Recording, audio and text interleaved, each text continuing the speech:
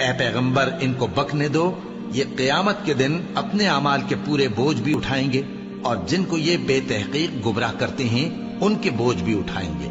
سن رکھو کہ جو بوجھ یہ اٹھا رہے ہیں برے ہیں۔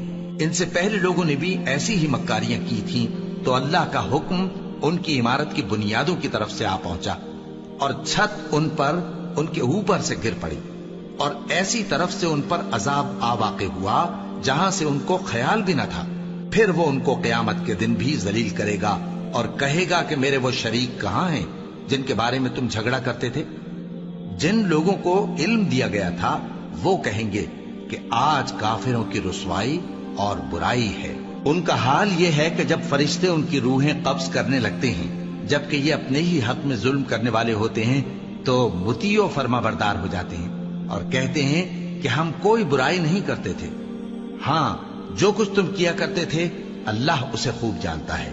سو دوزخ کے دروازوں میں داخل ہو جاؤ، ہمیشہ اس میں رہو گے، اب تکبر کرنے والوں کا برا ٹھکانہ ہے۔